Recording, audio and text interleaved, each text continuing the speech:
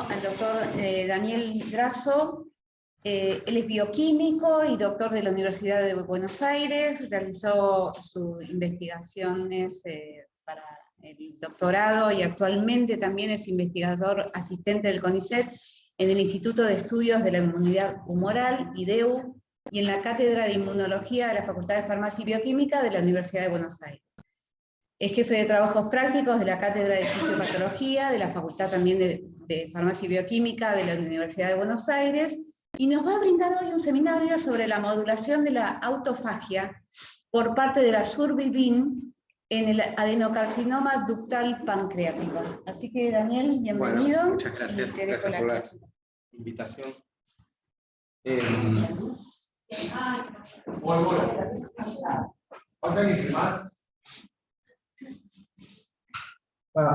Inicio con una muy breve introducción al cáncer de páncreas. En Argentina el cáncer de páncreas tiene una incidencia media alta, y si bien no es uno de los cánceres más frecuentes, actualmente el diagnóstico de cáncer de páncreas es prácticamente una sentencia de muerte, debido a que muy poca gente llega a los 2 años luego del diagnóstico. De hecho, llegan bastante menos. Esto es debido a varios factores, pero principalmente por la muy alta agresividad que tiene este tipo de cáncer. Su diagnóstico realmente muy tardío, no existen marcadores que lo puedan detectar con un tiempo prudencial, y la carencia de una terapéutica que sea eficaz. Si vemos poco a poco con los avances científicos, con la mayoría de los tumores se han ido aumentando de a poquito las expectativas de vida de casi todos los tumores, y con el cáncer de páncreas seguimos casi en el mismo punto hace varias décadas, ¿sí? O sea, por eso el cáncer de páncreas actualmente es uno de los desafíos más grandes de la ciencia biomédica. Muy brevemente, el cáncer de páncreas se considera que inicia con una mutación, tiene una mutación inicial de KRAS, que se encuentra en el 90% de los pacientes, y luego a través de la adquisición de otras mutaciones ocurre primero una metaplasia senoductal, pasa por una serie de lesiones pretumorales que se llaman PALIN, hasta finalmente llegar al adenocarcinoma ductal pancreático. Y como verán, es un cáncer con muchísimo estroma, es muy hipóxico y muy pobremente vascularizado, por lo que la autofagia, que es un mecanismo de sobrevida para ese tipo de entorno, juega un papel importante. A pesar de eso, la autofagia, ustedes saben que la autofagia tiene una doble cara, o sea, puede, en general, es un mecanismo de respuesta al estrés, a varias situaciones de estrés, que me permite la sobrevida de la célula, pero al mismo tiempo la autofagia puede matar a la célula, ¿sí? Y en carcinogénesis, la autofagia, hay muchos reportes contradictorios, vamos a ver muchos reportes contradictorios, y eso es porque depende el medio ambiente, la célula tumoral, el momento, va a tener un rol más protumorogénico o antitumoral. En estadios, igual en estadios más avanzados, ya en el tumor establecido, en general la autofagia tiende a favorecer al tumor, ¿sí? Muy simplemente, el mecanismo de la autofagia, la mayoría los habrán visto, pero inicia con la formación de unas pequeñas vesículas que se imaginan sobre sí mismas para secuestrar el material a degradar. Una vez que eso se cierra, se forma una vesícula que es característica de la autofagia, que es el autofagosoma, característica porque tiene doble membrana, y luego termina fusionándose con un lisosoma, donde se va a degradar el material secuestrado. ¿Sí? Esto puede ser directamente, o puede haber algunos pasos intermedios acá, como previamente formar un anfisoma, o pasar por un cuerpo multivesicular, etc. ¿Sí? Pero finalmente va a tener al lisosoma como órgano de destino para su degradación. ¿Sí?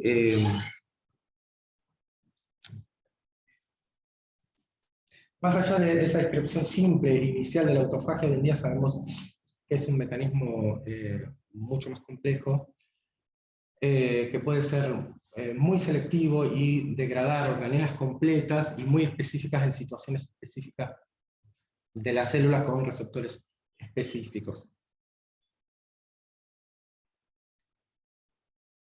Hace varios años el laboratorio estudia Survivin, o Vir5, que es el miembro más pequeño de la familia de inhibidores de la apoptosis llamadas IAPs.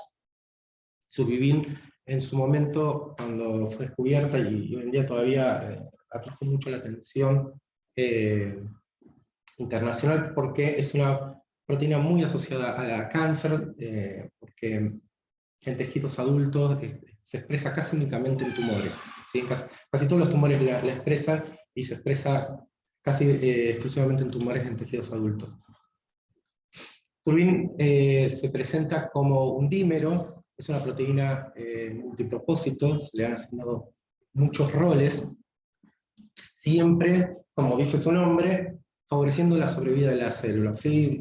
Destacando el favorecimiento de la proliferación celular, la inhibición de la apoptosis, etc.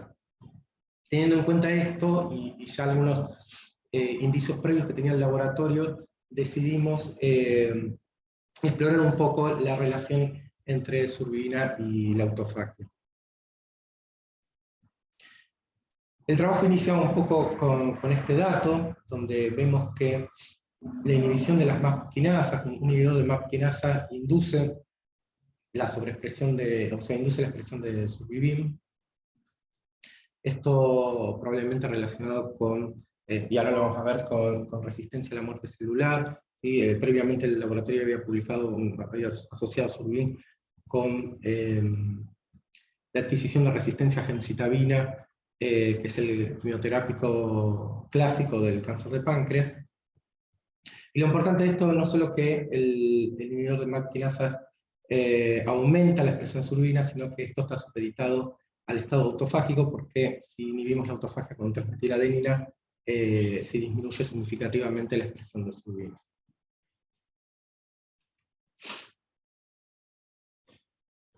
Acá podemos ver bien cómo Survivina, y dependiendo de la autofagia, permite la sobrevida de la célula.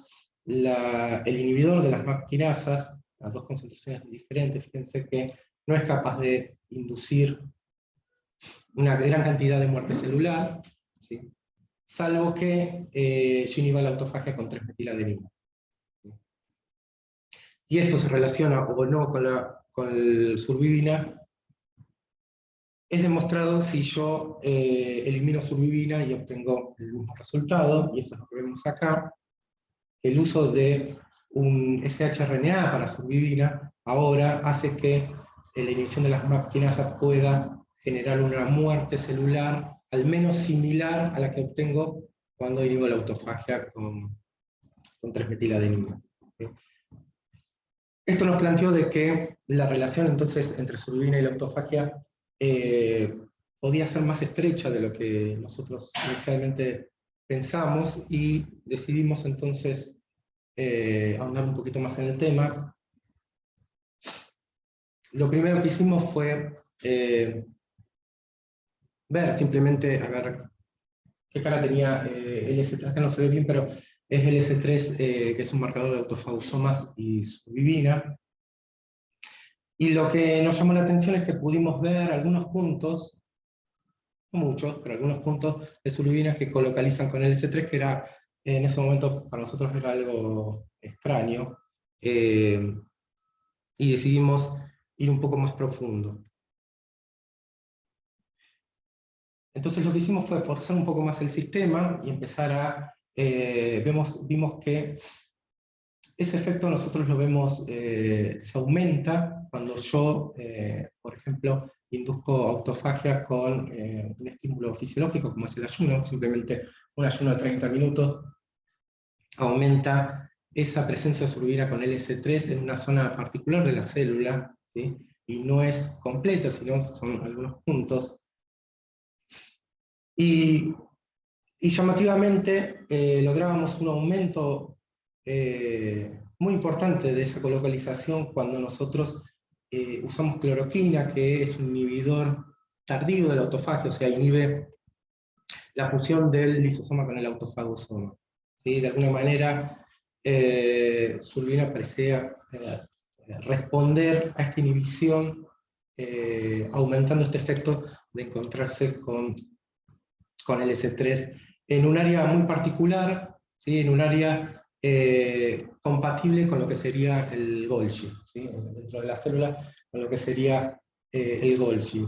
Eso era interesante porque no lo veíamos tanto en la periferia, porque donde está el Golgi es donde están los mayores sitios de biogénesis de los autofagosomas. Entonces creímos que tal vez Surubina está aún más en el mecanismo de la autofagia de lo que creíamos, y que quizás hasta podía relacionarse con la biogénesis de los autofagosomas. También te puedo preguntar, Sí. ¿qué células naciste? ¿PAN? Estas son PANC. Sí.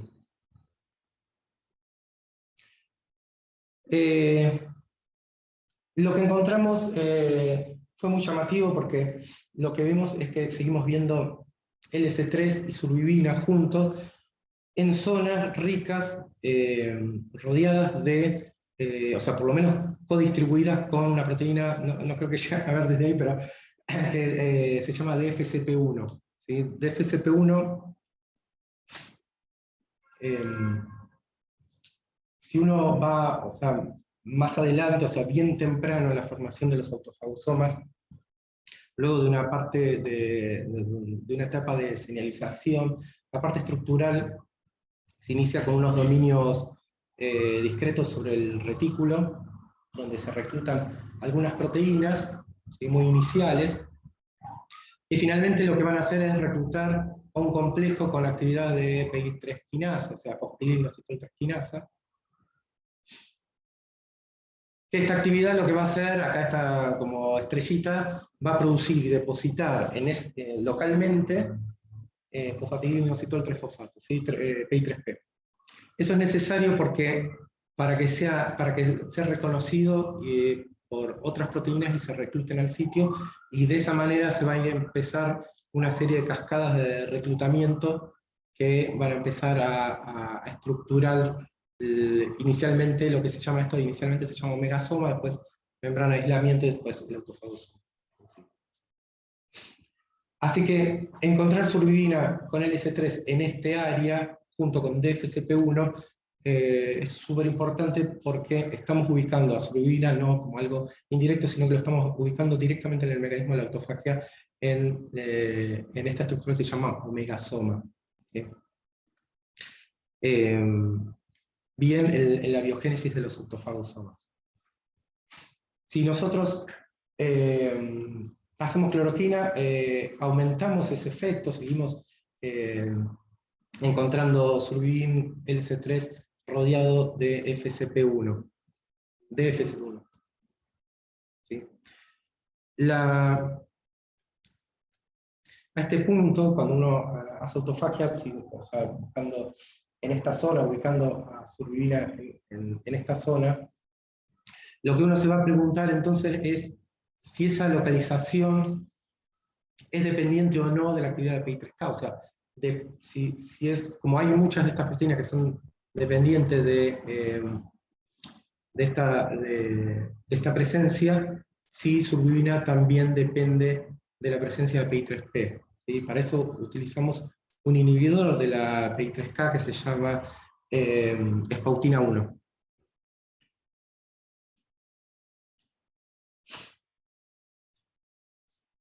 Lo que vemos acá se ve medio oscuro, pero si ustedes ven Spautina, por lo menos analizado por LS3, acá, o sea, lo mostramos por LS3, se ve difuso, ¿sí? Estos son en ayunos crecientes, ¿sí? Ayunos de 10 minutos, 30 minutos. Fíjense que no se agrupa LS3, el agrupamiento del LS3 me marca la presencia de los autofagosomas y la inducción de la autofagia. Y lo que vimos es que Surubin, si bien no desaparece, disminuye mucho su presencia, ¿sí? Para este punto, justo salió un trabajo donde sugería, no daba muchos datos, pero sugería una acción inhibitoria de Surubin sobre la autofagia. Y pudimos ver que efectivamente la sobreexpresión de Surubina disminuye el flujo autofágico, ¿sí? Con ayunos de media hora, de una hora, que no estamos seguros, nos falta completar un poco estos resultados, que lo inhiba completamente. Nosotros creemos que lo que hace es atenuar, disminuir el gatillado de la autofagia. ¿Sí? Nosotros lo que proponemos es que Surubina, como es una proteína de sobrevida, en situaciones como esta, la célula es capaz de inducir la autofagia en pro de su sobrevida. Pero si yo hago demasiada autofagia, esa autofagia está exacerbada, me va a llevar a la muerte celular, ¿sí? Por ejemplo, acá se ve con un ayuno y cloroquina cómo se acumula, bueno, en este caso es ATG16, cómo se acumulan los autofagosomas, y esto va a terminar llevando a la muerte de la célula. Entonces, nosotros lo que queremos es que quizás Surubina lo que está haciendo acá es hacer una regulación fina de la autofagia, no inhibirla, sino disminuir su actividad de manera tal de permitirle a la célula usar la autofagia como un rol protector, pero que no llegue a matarla, ¿sí? ¿Qué es lo que ocurre en general? Más fisiológicamente no es que estas vías no es que están totalmente inhibidas o totalmente activadas, sino una regulación fina. Y si eso ocurre así, pensamos viendo, o sea, luego que ocurre este reclutamiento, luego de WIP, unas proteínas que hay por acá, ocurre el reclutamiento de un complejo que se llama ATG16L, que inicia la expansión de esta membrana, y lo que vimos es que efectivamente cuando, por ejemplo, nosotros hacemos ayuno con cloroquina, inhibiendo al final la autofagia, fíjense cómo se acumulan estos sitios de ATG16L, que son sitios donde se produce la biogénesis de estos autofagosomas. La sobreexpresión de Surubina wild type no inhibe la autofagia, pero disminuye mucho su ocurrencia, ¿sí? Se ve mucho con cloroquina, ¿sí? Nosotros lo que creemos es que esto lo que hace es, le permite que haya autofagia, pero no permite que sea exacerbada, ¿sí? La regula en ciertas situaciones, se debe activar en ciertas situaciones para ponerle un límite al evento autofágico. Creímos entonces que tal vez esto podía exacerbarse con una versión de Surubina que tiene mutadas las lisinas 90-91, que son dos lisinas de ubiquitinación, lo que permite que Surubina, esta sobreexpresión Surubina se quede más tiempo en la célula, mucho más tiempo, porque no se puede degradar. Y la verdad es que no vimos mayores cambios en cuanto a la inhibición de la autofagia, por lo que debe haber otros mecanismos asociados que buscaremos. Pero sí,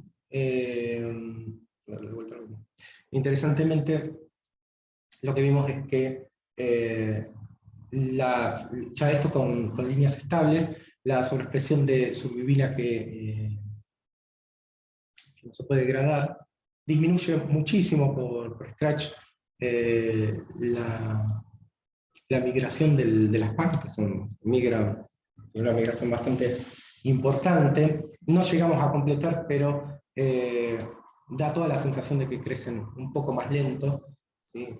Y tal vez tengan una viabilidad un poco más baja, ¿sí? Lo que queremos decir es que Surubina en este caso lo que vendría a hacer es mantener a la célula en condiciones muy determinadas para la sobrevida, que de manera tal de que si yo no tengo surbina, o sea, me va a controlar, por ejemplo, la autofagia, que no se exacerbe, pero si yo tengo demasiada surbina, también le es perjudicial a la célula. En cuanto a la autofagia, entonces, lo que decimos es que surbina probablemente modula negativamente la autofagia, o sea, evitando un gatillado excesivo, y que al mismo tiempo el exceso de surbina puede ser detrimental para, o sea, ir en detrimento de la célula tumoral. Estos resultados por ahora siguen su curso, ¿sí? Están en desarrollo, pero paralelamente, a medida que observamos surbina con LC3, también la encontramos en otras zonas del citoplasma asociadas con CD63. CD63 es un marcador de vesículas extracelulares. Justo el laboratorio había empezado a trabajar con vesículas extracelulares y teniendo en cuenta que hoy en día ya hay muchos reportes, o sea, ya es un hecho que hay una relación muy estrecha entre las vías autofágicas y la vía de la biogénesis de los exosomas, porque comparten muchas estructuras, comparten algunas proteínas. Decidimos explorar cómo la autofagia puede o no modular las vesículas extracelulares de las células tumorales pancreáticas. Las vesículas extracelulares, una breve intro, son vesículas que liberan normalmente todas las células del organismo, ¿sí? Están delimitadas por una membrana, una capa lipídica, y no poseen capacidades replicativas. Dentro pueden llevar una infinidad de cosas, desde proteínas hasta ácidos nucleicos que tienen acciones efectoras a distancia, ¿sí? En el microambiente o a distancia. Tienen varias proteínas asociadas a su membrana. De acá las que nos vamos a detener, porque las vamos a usar ahora, son las tetraspaninas, que son unas proteínas que tienen 4 dominios transmembranas, que es C63, C81 y C9, que no está en este dibujo. Hay que hacer una aclaración, hay al menos 3 formas diferentes de clasificar las vesículas extracelulares. Una es por su origen, por su contenido o por su tamaño, ¿sí? En cuanto a su origen, podemos hablar de exosomas, son vesículas que van entre 30 y 200 nanómetros, y su origen son endosomal, ¿sí? Cuerpos microvesiculares y endosomas. Y luego tenemos los ectosomas, y hay una variedad muy grande, que son otras vesículas que brotan desde la membrana plasmática y tienen un rango bastante amplio, van de 50 nanómetros a 5 micras. ¿Sí? Como verán, se superponen los tamaños, ¿sí? Y por lo tanto, mientras yo no pueda tener un experimento controlado, no pueda asegurar el origen de las vesículas, lo correcto es hablar de vesículas extracelulares. Por eso yo voy a mencionarlas como vesículas extracelulares. En cáncer de páncreas se está trabajando muchísimo en vesículas extracelulares. Se las ha encontrado asociadas a metástasis, quimioresistencia, incluso preparación de futuros nichos metastásicos. Y también se está trabajando mucho en la búsqueda, en su potencial uso como biomarcador, que es necesario en cáncer de páncreas, debido a que las vesículas extracelulares se encuentran en todos los fluidos corporales, y el análisis, o sea, las vesículas extracelulares reflejan el estado de la célula que les dio origen. Entonces se está trabajando mucho en eso. Quisimos saber entonces si la modulación de la autofagia puede modificarme a las vesículas extracelulares. Esto es un ejemplo de otro trabajo del laboratorio que se está llevando adelante. Y vemos como ejemplo de eso, cómo si nosotros agarramos células de cáncer de páncreas y modulamos la autofagia, en este caso inhibiendo con la escautina, como mencioné antes, tomamos esas vesículas extracelulares y las ponemos en contacto con células del sistema inmune, esas vesículas tienen una actividad biológica diferente, ¿sí? Acá con NK vemos un aumento, las vesículas que provienen de la célula con inhibición de la autofagia, producen un aumento en la citotoxicidad de las NK, un aumento de la liberación de interferón, también producen cambios en el perfil de células dendríticas, cambios en marcadores de superficies o incluso de algunas citoquinas liberadas, ¿sí? Esto quiere decir que lo que vemos es que la modulación de la autofagia en las células tumorales pancreáticas hacen un cambio en el perfil de las vesículas extracelulares que se liberan, que tienen una actividad biológica diferente. Entonces, lo que quisimos, o empezamos, es a tratar de caracterizar un poco qué diferencias tienen estas vesículas, tratar de caracterizar esas vesículas que se liberan diferencialmente con la modulación de la autofagia. Para esto voy a usar otra clasificación, que es la clasificación basada en el tamaño, donde las vamos a dividir en small y big, vesículas extracelulares small, medium y large. Las small van de entre 50 y 200, o sea, menos de 200 nanómetros. Acá voy a encontrar tanto exosomas como ectosomas pequeños. Las medium, que son menos de 1000 aproximadamente, entre 200 y 1000 nanómetros, y las large, que son de arriba de una micro.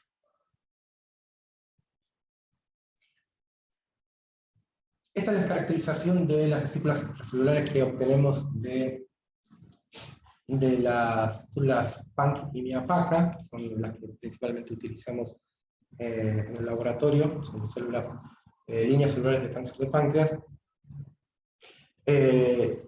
Vemos la presencia de estas tres traspaninas que les mencioné antes. No son mandatorias que estén en las vesículas extracelulares, pero bueno, en nuestras líneas están al menos, ¿sí? Así que las vamos a seguir utilizando. Por microscopía electrónica se ve esto es lo que vemos, que es la forma característica con la que se describe, que supuestamente tienen forma de copa. Por lo menos eso dice la bibliografía.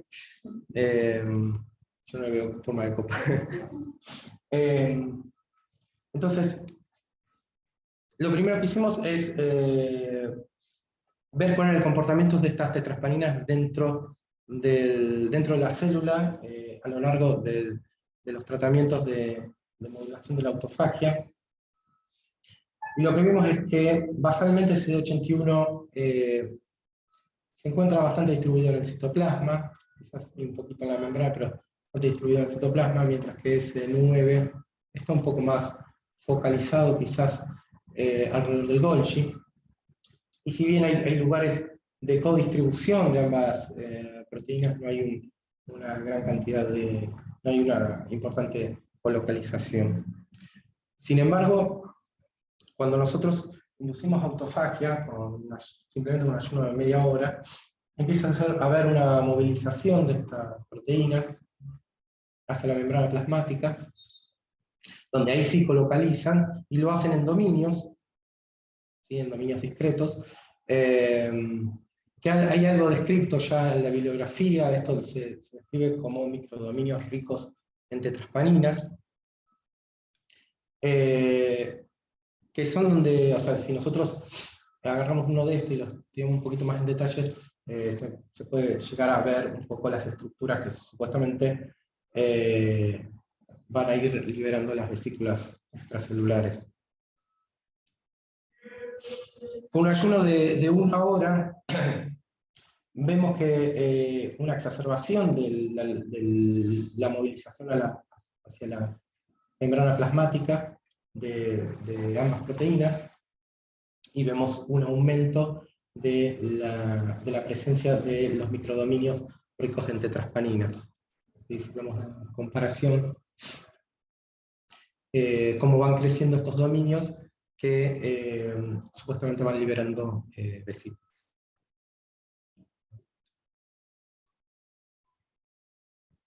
Midiendo la autofagia con cloroquina, lo que vimos es que, interesantemente, esa movilización se produce desde simplemente poner cloroquina, ya se produce esa movilización, ¿sí? De ambas tetraspaninas, y justo hace muy poquito, justo recientemente, en otro modelo celular se publicó algo similar, donde sugiere que el exceso de los autofagosomas, cuando uno inhibe a este nivel, hace que eso se derive hacia la vía de las vesículas extracelulares, y el contenido se libera como vesículas o partículas extracelulares. ¿Sí? Entonces, lo que vimos es que en las células de cáncer de páncreas ocurre lo mismo, y quisimos saber también qué pasa si nosotros inhibimos bien temprano la vía autofágica, si somos capaces de evitar este efecto, si podemos inhibir este efecto inhibiendo antes de la formación de los autofagosomas. Y no solo no vimos eso, sino que vimos todo lo contrario, sino que vemos una exacerbación incluso de la presencia de estas tetraspaninas en la membrana de las células.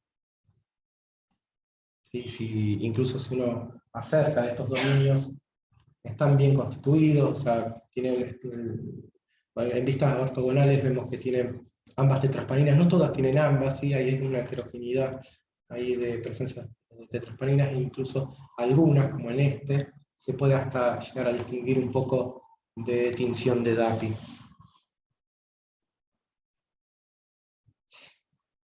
Con CD63, no les mostré ahí CD63, pero CD63 ocurre algo similar, quizás un poco menos, pero también ocurre una movilización hacia las membranas plasmáticas cuando uno modula la autofagia. ¿Sí? A este punto lo que quisimos saber es, bueno, ¿qué ocurre por fuera de la célula? Esto ocurre por dentro, ¿qué ocurre por fuera de la célula? Y desarrollamos, y en realidad está en desarrollo aún, estamos poniendo a punto una metodología para tratar de cuantificar las vesículas totales que se liberan en un soporte donde ponemos las vesículas y hacemos citometría de imágenes. Los datos preliminares muestran que esto se condice con un aumento importante en la secreción de vesículas, ¿sí? O sea, la modulación de la autofagia produce un aumento importante en las vesículas que se liberan y que previamente vimos que tienen un efecto biológico diferente. Hicimos una caracterización en cuanto a los tamaños de las vesículas que obteníamos, usamos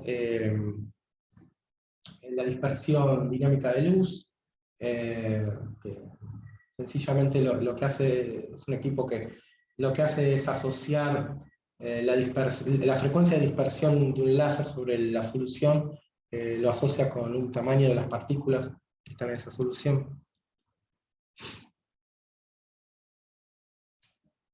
En la fracción de vesículas pequeñas vimos más o menos lo que esperábamos, o sea, un tamaño de entre 100 y 200 nanómetros, no vimos grandes diferencias a través de los tratamientos.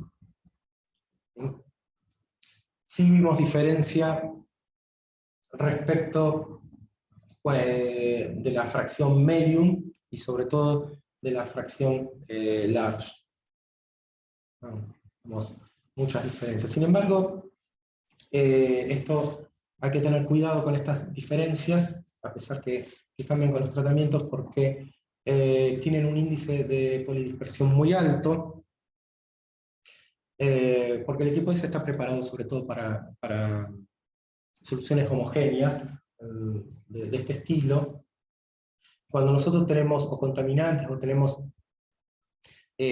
cosas de diferentes tamaños, obtenemos resultados más como esto, y los resultados que vemos en realidad es un promedio de todo eso.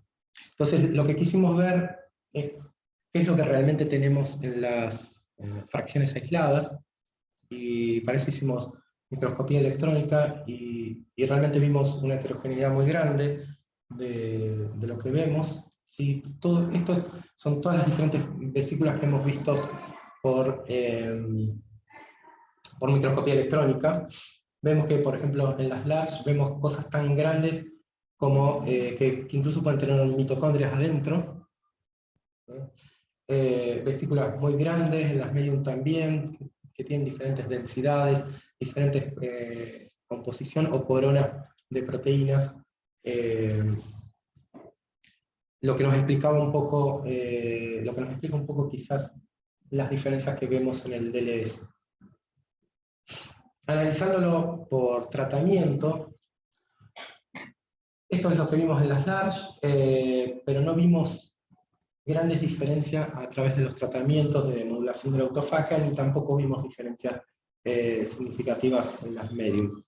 Sin embargo, sí vimos una gran diferencia cuando vamos a las small IVs, donde sí vemos un aumento importante en la presencia de vesículas cuando nosotros inhibimos con efautina y hacemos un ayuno. Lo que nos sugiere un aumento de secreción de vesículas de las fracciones small. Repetimos el DLS, pero sin separar por las tres fracciones anteriores. Y ahí sí vimos tres picos coincidentes con las tres fracciones small, medium y large, y vemos cómo el tratamiento con efautina y starvation tiene un aumento importante en las fracciones small, ¿sí? Y que este aumento son al menos, como ya vamos a ver las otras, CD63 positivos. Hasta acá entonces lo que tenemos es que la modulación de la autofagia produce un cambio en la secreción de vesículas extracelulares small, que vimos que tiene un efecto biológico diferente. Quisimos caracterizar un poquito más esto, a ver las subpoblaciones que hay dentro de eso en cuanto a contenido. Hicimos citometría de flujo.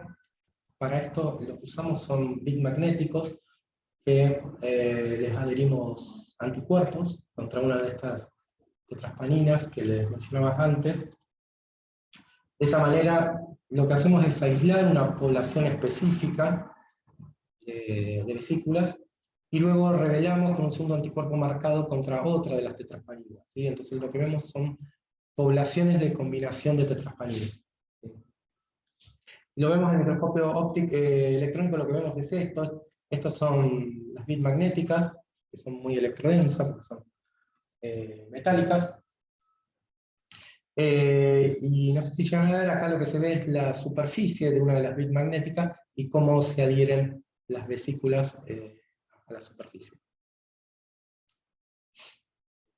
Haciendo citometría, lo que vemos en este caso con la fracción small CD63, CD9, vemos un aumento en la positividad simplemente haciendo un ayuno, ¿sí? Induciendo la autofagia con un ayuno.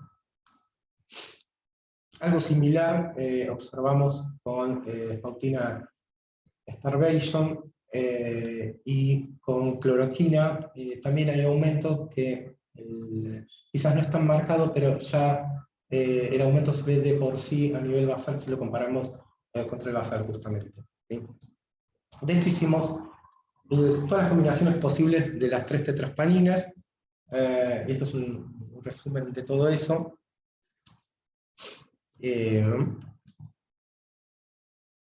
Lo que vimos es un cambio en el perfil de las subpoblaciones, ¿sí?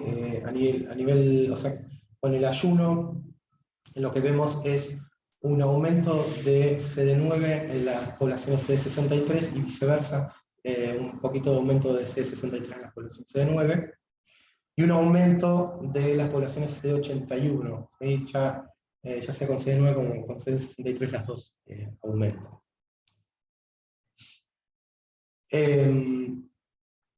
Con espautina vemos también aumento de CD9 en la CD63 y aumento de CD63 en la CD9, y un aumento en las poblaciones CD81, sobre todo en la CD63, mientras que en la cloroquina Starvation vemos fundamentalmente un aumento en la población CD9, CD81. Todo esto nos habla de que hay poblaciones específicas que se inducen con la autofagia, con la modulación de la autofagia, que van a salir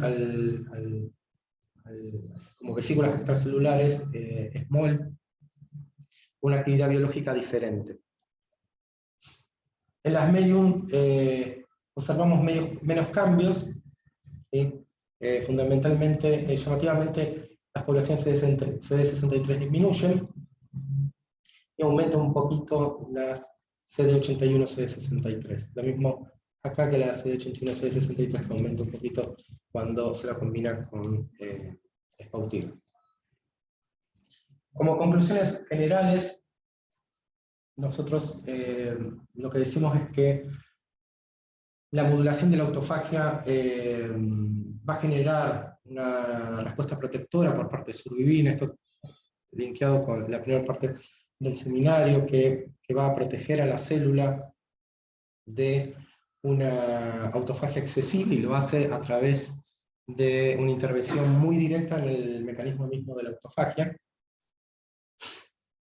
Que esa modulación de la autofagia va a producir una distribución intracelular de tetraspanina, con aumento de los microdominios ricos en tetraspanina, aumento de las vesículas extracelulares small, que tienen una actividad biológica diferente, en ambos, ya sea con una inhibición temprana o tardía de la autofagia, y en ambos casos potenciados por el ayuno.